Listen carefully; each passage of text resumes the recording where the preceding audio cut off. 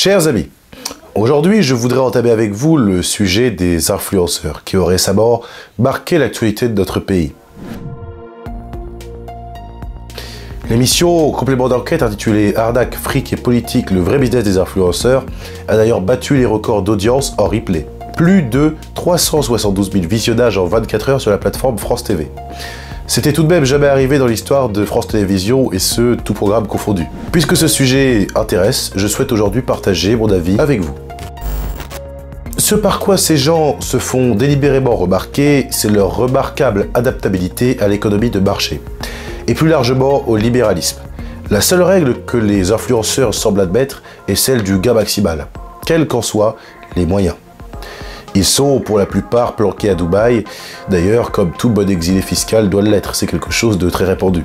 Libérés de toute règle, ils s'emploient à des pratiques douteuses de façon immorale, sans aucune régulation, mais parfaitement compatibles et intégrées au libéralisme. C'est-à-dire dropshipping, société écran, code promos illusoires, manipulation, corruption, évasion fiscale, fraude, malversation, achat de faux abonnés pour tous les réseaux sociaux, violation des réglementations, contrefaçon, organisation de faux jeux concours, arnaque, chantage, délation. No, God! N'attendons par contre aucune culpabilité, aucun remords, ni aucun scrupule de la part de Jazz, Nabila ou Magali Berda.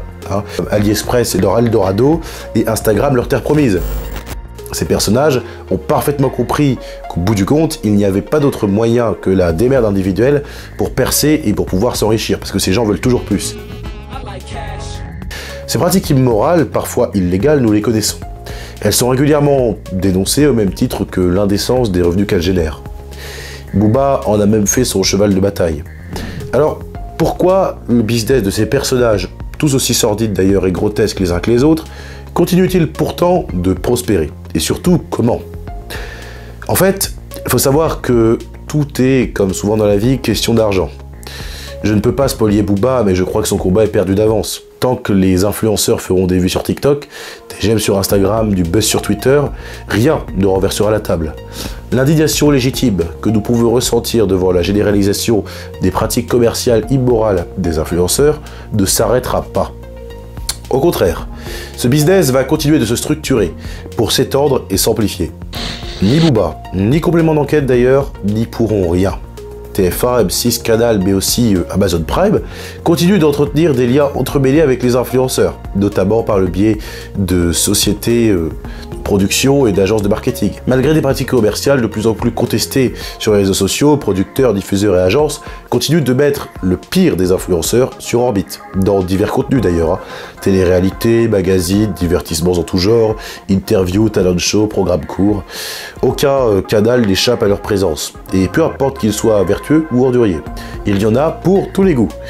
Prenons un exemple, malgré sa condamnation à 2 ans de prison, dont 6 mois avec sursis et 20 000 € d'amende dans une affaire de trafic de drogue, Julien Bert continue d'être présent dans les émissions de télé-réalité. Il fera même une Fan 2 sur 6play, émission destinée aux jeunes.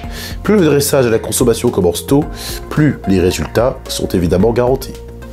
Pour ma part, je constate que les audiences des émissions telles que La Bataille des Clans, la JLC Family ou Les Marseillais sous W9 sont de plus en plus mauvaises, ce qui signifie que ces émissions génèrent de moins en moins de profits publicitaires. À titre personnel, je m'en réjouis. Les téléspectateurs semblent en finir en fait avec ce cocktail nocif et nuisible d'inculture, de stupidité, d'agressivité, de laideur empirée au bistouri, des filles plus soucieuses de corriger le relâchement de leurs fesses que de leur langage. Je pense que la coupe est largement pleine. Voilà, je pense que les gens ont assez de voir ça. Dans les mois et les années qui viennent, par contre, on pourra continuer de dénoncer le business des influenceurs, d'être choqué de l'indécence de leurs revenus, d'être ulcéré de leur toxicité sur les jeunes générations, de se scandaliser de leurs arnaques et de se moquer aussi de leur passage dans TPMP. Je pense qu'on peut. Cela restera un lieu commun, une porte ouverte largement enfoncée. Ce diagnostic est posé et admis depuis longtemps. Ce qu'il faut élucider, c'est la manière de combattre cette toxicité, de s'en prémunir. J'ai une pensée particulière pour ceux qui suivent les influenceurs sur les réseaux sociaux. Je veux leur dire, croire que vous deviendrez des gens meilleurs en regardant leurs stories ou en les imitant est une erreur fatale. Suivre l'actualité des gens ne fera en réalité que vous conduire à votre perte. On pourrait ajouter que dans ce naufrage, ce qui est définitivement englouti, c'est votre langage, votre esprit critique et votre liberté. Je regrette qu'une partie des jeunes s'abreuve de ces contenus. Je regrette aussi que le lien affectif qu'ils entretiennent avec les influenceurs fasse l'objet d'une exploitation commerciale, bien souvent cynique et même trompeuse. Je regrette que ces jeunes-là ne comprennent aucun des tenants et aboutissants d'un écosystème dont ils sont pourtant l'un des rouages.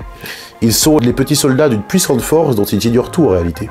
Ils sont tombés sous la dépendance d'un nouveau dieu, le business des influenceurs. Dans le fondement de la métaphysique des mœurs, 1785, il y a le bien connu Kant qui écrivait « Tout a un prix ou bien une dignité.